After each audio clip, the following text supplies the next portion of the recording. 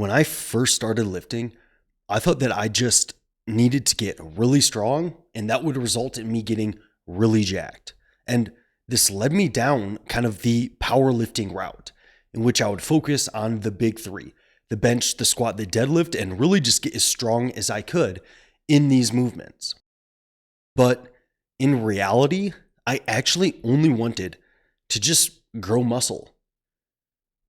And turns out that powerlifting might not actually be the best route to get there. And I ended up just spinning my wheels for really years, focusing on powerlifting when my goal was actually to build muscle. So, why isn't powerlifting super effective for growing muscle? Well, there are kind of three main reasons for this. Number one is just an overall poor stimulus to fatigue ratio when it comes to the rep ranges that may be most effective to maximize your strength. And for powerlifting, you're probably going to be working in lower rep ranges on average. So maybe you're doing the bulk of your work in that 2 to 6 rep range, somewhere in there. And can you build muscle working in that rep range?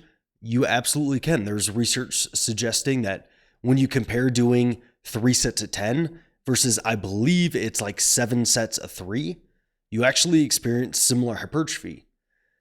But the big difference between groups is how fatigued each group felt. And think about it this way. If you walked in the gym and you did 3 sets of 10 on the bench, how would you feel after those 3 sets compared to doing 10 sets of 3 or 7 sets of 3, having a similar amount of total workload, but in those lower rep ranges? My guess is you probably feel a lot more beat up when working in those lower rep ranges and just doing a bunch more sets.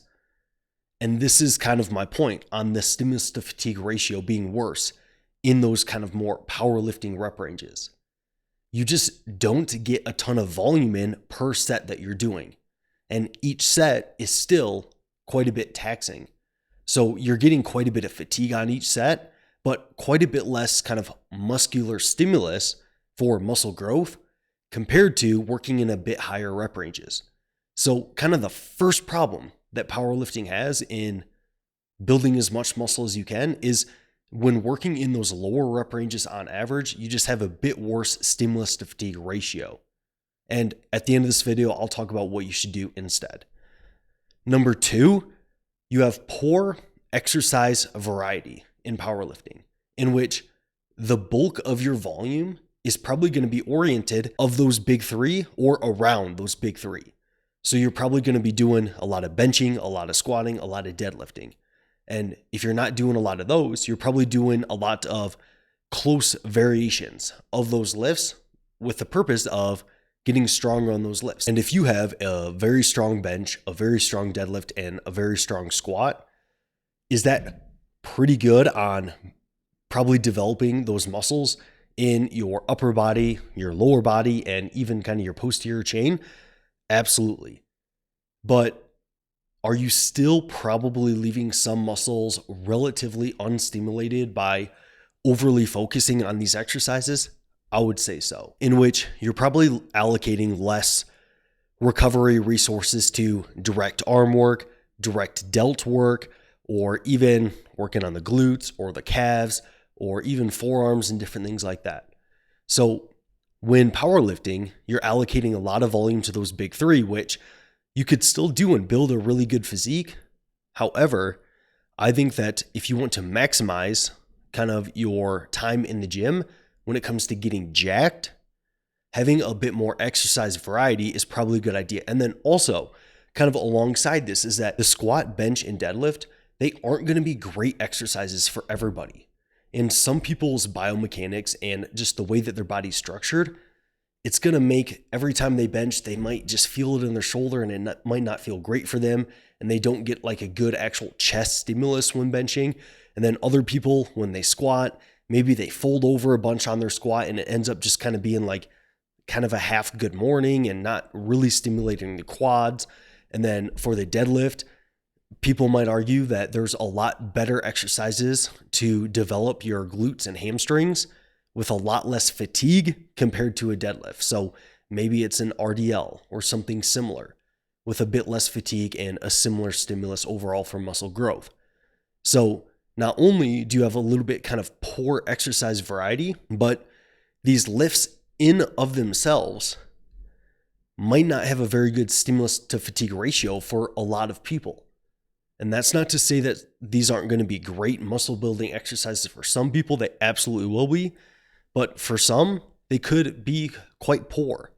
And if you're stuck thinking that you need to power lift to grow muscle, well, I think that that is just not a good approach to maximize muscle growth. And then a third reason for why powerlifting probably isn't great for building muscle is, and this is definitely what happened to me, when powerlifting, your focus tends to be on lifting more weight rather than directing the weight or the tension to your target muscle group and stimulating your target muscle group.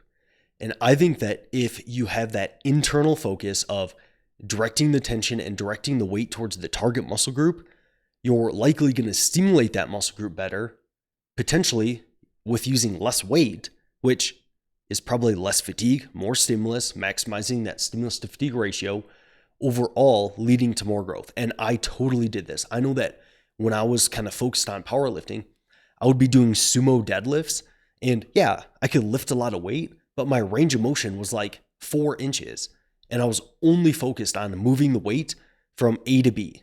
And are you really going to tell me that moving a sumo deadlift like 4 inches off the ground is going to be that great of a stimulus for muscle growth? I really don't think so.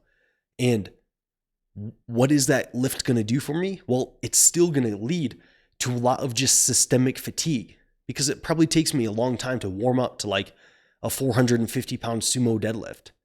And it's going to be a lot of just holding that weight in my hands in front of me is going to be a lot of axial loading. And that's going to be very fatiguing. So that exercise is a perfect example of me trying to focus on just moving more weight and not really caring about the muscle stimulus, leading to just adding a bunch of fatigue and not much stimulus for growth, leading to less overall gains. And when I started focusing on picking a rep range with a good stimulus to fatigue ratio, and what is a good rep range for a good stimulus to fatigue ratio? Well, it's probably the 8 to 15 rep range on average, which also probably isn't the best rep range to get super strong in.